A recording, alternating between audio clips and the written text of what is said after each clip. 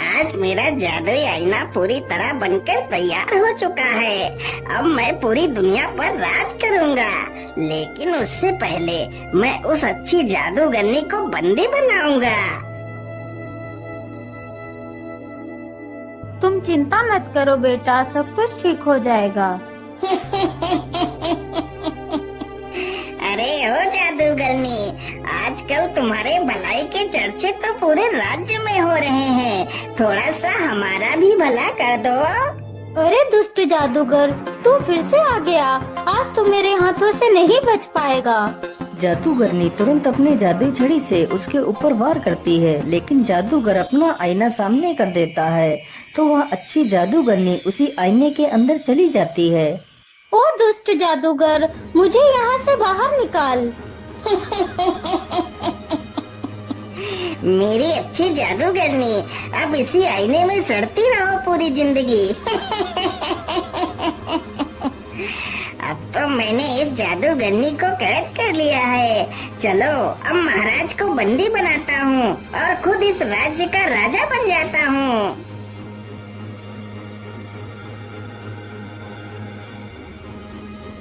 महाराज, पेश करता हूँ दुनिया का सबसे अद्भुत आईना। इसमें आप अपने आप को देखकर यह जान सकते हैं कि आप कितने शक्तिशाली हैं महाराज। हाँ हाँ जादूगर, क्यों नहीं, मैं इसमें जरूर देखना चाहूँगा आखिर मैं कितना शक्तिशाली हूँ। राजा चुपचाप आईने के सामने जाता है, तभी वह उसी आईने में समा जाता है। अरे ये क्या, महाराज तो आईने के अंदर चले गए।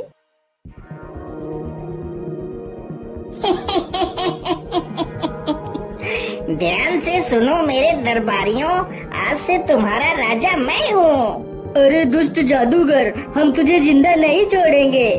सैनिक जैसे ही आगे बढ़ते हैं, जादूगर उन्हें वश में कर लेता है।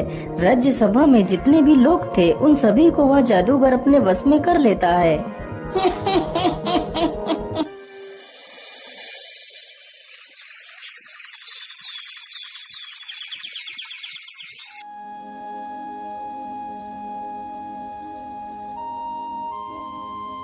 बेटा, तुम रोज रोज ऐसे कब तक भटकते रहोगे?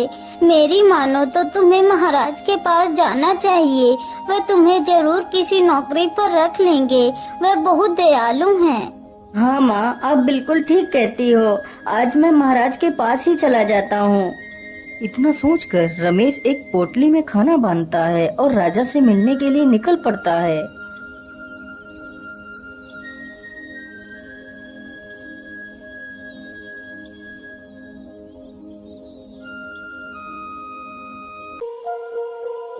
अरे कौन है तू और मुंह उठाकर कहाँ चला आ रहा है?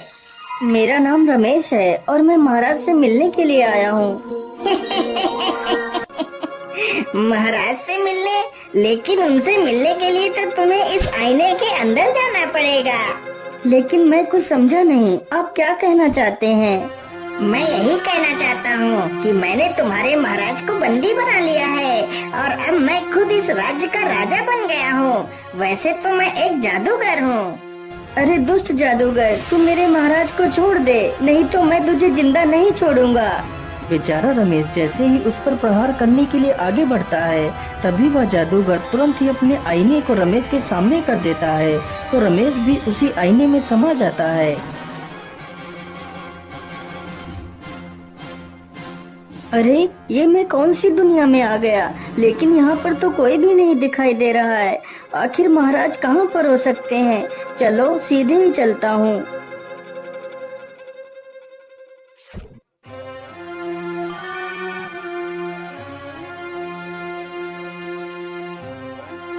रमेश चलते चलते एक जंगल से गुजरता है। ओफो, चलो जाओ यहाँ से। अब तुम दोनों बड़े हो चुके हो। अब तुम दोनों को हम खाना नहीं खिला सकते, इसलिए तुम दोनों को खाना ढूंढकर खुद खाना चाहिए। लेकिन पिताजी, अभी तो हम खाना ढूंढ नहीं सकते। कुछ दिनों के लिए हमें और रुक जाने दीजिए। लेकिन कौवा जान चुका था कि उसके दोनों बच्चे अब खुद पर निर्भर होने के काबिल हो चुके हैं, इसलिए कौवा अब उन दोनों बच्चों को अपने ऊपर निर्भर नहीं रखना चाहता था। इसलिए कौवा उन दोनों को भगा रहा था, कौवे की ये सारी करतूतें रमेश नीचे खड़े होकर सुन रहा था। अरे ये कौवा तो अपने बच्चों को खाना देने से मना कर रहा है, इसे ऐसा नहीं करना चाहिए। चलो भागो तुम दोनों यहाँ से, नहीं तो मैं तुम दोनों को चोंच मार मार कर भगाऊंगा। अच्छा ठीक है पिताजी, हम दोनों यहाँ से चले जाते हैं। इतना कहकर दोनों बच्चे पेड़ से नीचे उतरकर वहीं बैठ जाते हैं। अरे बच्चों, तुम परेशान मत हो, मैं तुम्हें अपना खाना दे देता हूँ। इतना कहकर रमेश अपनी पोटली से 2 रोटियां निकालकर उन दोनों बच्चों के सामने रख देता है। हे नेकदिल इंसान, हम तुम्हारा ये एहसान कभी नहीं भूलेंगे। इतना सुनकर रमेश आगे बढ़ता है, तभी अचानक से काले बादल छा जाते हैं और जोर जोर से हवाएं चलने लगती हैं। अरे ये क्या, अचानक से इतने काले बादल कहाँ से आ गए? मुझे लगता है अब तो जोर की बारिश आने वाली है। मैं ऐसा करता हूँ, जल्दी से किसी सुरक्षित स्थान पर चलकर छिप जाता हूँ।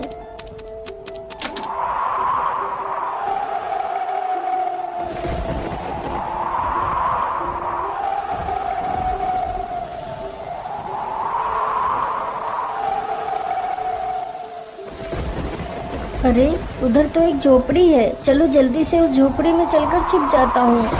रमेश जल्दी से उस झोपड़ी में जाकर छिप जाता है। ओहो, आज तो मैं कितना थक गया हूँ। मैं ऐसा करता हूँ, इसी स्थान पर थोड़ा सा आराम कर लेता हूँ। इतना कहकर वह जमीन पर लेट जाता है और सो जाता है। अरे भैया, जिस भले आदमी ने हमें खाना खिलाया था वह कालिया की झोपड़ी की तरफ गया है। अगर कालिया आ गया तो उस भले आदमी को वो नुकसान पहुंचा सकता है। हमें जल्दी ही उस झोपड़ी में चलना चाहिए। इतना कहकर वे दोनों झोपड़ी की तरफ निकल पड़ते हैं। वह झोपड़ी एक सर्प की थी। अरे यह मेरे घर में कौन सो रहा है? इसकी इतनी हिम्मत कि मेरे घर में सोए। मैं इसे जिंदा नहीं छोड़ूंगा। इतना कहकर वह सर्प उसे डसने के लिए आगे बढ़ता है। तभी वह दोनों बच्चे वहाँ पर आ जाते हैं और उस सर्प की पूंछ पकड़ लेते हैं। ओहो, यह इतनी जोर जोर से कौन चिल्ला रहा है? मुझे सोने दो। अरे राम राम राम, ये कितना जहरीला सर्प है। क्या करूं, क्या करूं? रमेश तुरंत ही पास में पड़े एक पत्थर को उठाता है और सर्प के ऊपर पटक देता है, जिसकी वजह से सर्प मर जाता है। अरे बच्चों, तुम्हारा बहुत बहुत धन्यवाद। यदि आज तुम दोनों नहीं होते तो मैं आज इस सर्प के हाथों मारा जाता। इतना कहकर रमेश आगे के लिए निकल पड़ता है। वह चलते चलते समुद्र के किनारे से गुजरता है। तभी वह देखता है एक मछली पानी के बाहर पड़ी है और तड़प रही है। यह देखकर रमेश को उस पर दया आ जाती है। अरे राम राम राम, ये मछली तो समुद्र की लहरों की वजह से बाहर आ गई है। चलो इसे वापस पानी में छोड़ देता हूँ। रमेश तुरंत उस मछली को उठाता है और पानी में छोड़ देता है। अरे युवक, तुम महान हो, तुमने मेरी जान बचाई। मैं तुम्हारा यह उपकार अपने पूरे जीवन नहीं भूलूंगी। तुम्हें जब भी मेरी मदद की आवश्यकता पड़े तो तुम मुझे जरूर याद करना। हे मछली, मैं यहाँ पर अपने महाराज को ढूंढने के लिए आया हूँ। क्या तुम हमारे महाराज को ढूंढने में मेरी मदद करवा सकती हो? हाँ हाँ, मैं जानती हूँ। तुम यहाँ से सीधे चले जाओ, वहाँ पर एक जादुई गुफा आएगी, तुम उसी में चले जाना। तुम्हें वहीं पर महाराज मिल जाएंगे। मछली की यह बात सुनकर रमेश सीधे उसी दिशा में चला जाता है।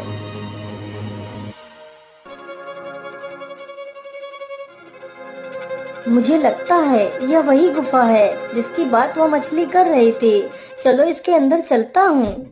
रमेश गुफा के अंदर चला जाता है तो देखता है गुफा में कई सारे लोग बंदी हैं, जिसमें वह अच्छी जादूगरनी भी शामिल थी।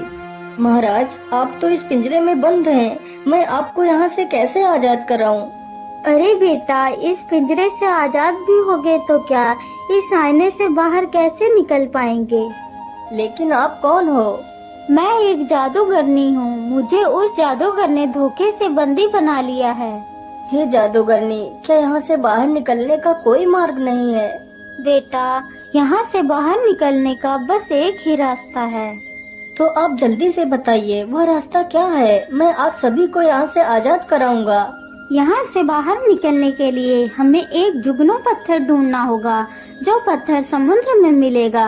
यदि वह पत्थर मिल जाए तो मैं उस जादूगर को अच्छा मजा चखा सकती हूँ।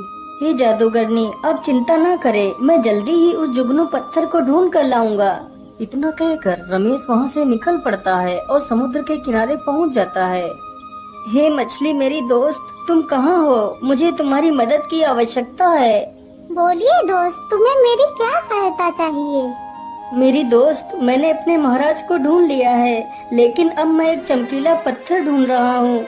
यदि वह पत्थर मुझे मिल जाए तो मैं अपने महाराज के साथ साथ बाकी सारे लोगों की भी जान बचा सकता हूँ। अरे तुम चिंता मत करो, मैं जानती हूँ वह चमकीला जुगनू पत्थर कहाँ है। तुम यहीं रुको, मैं अभी वह पत्थर लेकर आती हूँ। मछली तुरंत पानी में जाती है और कुछ ही देर में वह चमकीला जुगनू पत्थर लेकर आ जाती है। जुगनू पत्थर देखकर रमेश बहुत ही खुश हो जाता है और जल्दी से वह पत्थर लेकर वहाँ से चला जाता है। ये लीजिए जादूगरनी, मैं उस जुगनू पत्थर को ले आया हूँ।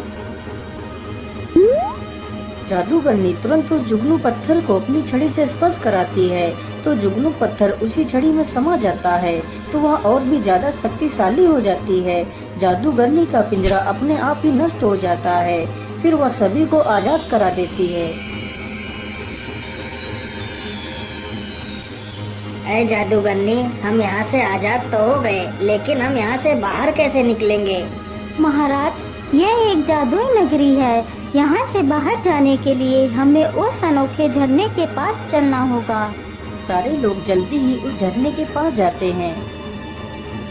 लेकिन यहाँ पर तो कोई रास्ता नजर नहीं आ रहा है। महाराज, आप फिक्र मत करिए, मैं अभी रास्ता बनाती हूँ। जादूगरनी ने तुरंत ही अपनी जादू छड़ी से एक रास्ता बना दिया। फिर सारे लोग उसी रास्ते के अंदर चले जाते हैं। अरे ऐसे कैसे नहीं देगा? सैनिकों, तुम जल्दी से जाओ और मोहन को पीटते हुए मेरे पास लेकर आओ। जादूगर इतना कह ही रहा था कि तभी राजा और वह जादूगरनी तथा बाकी के सभी लोग उस शीशे से बाहर आ जाते हैं। अरे रे रे रे, ये क्या? ये सारे लोग बाहर कैसे आ गए? चलो कोई बात नहीं, बाहर तो निकल आए, लेकिन अब तुम लोग जीवित नहीं बचोगे। जादूगर तुरंत अपनी जादू छड़ी से इन सब पर अपना वार करता है, लेकिन तभी वह जादूगरनी उसके वार को रोक लेती है। अरे मूर्ख जादूगरनी, तू मेरे रास्ते से हट जा।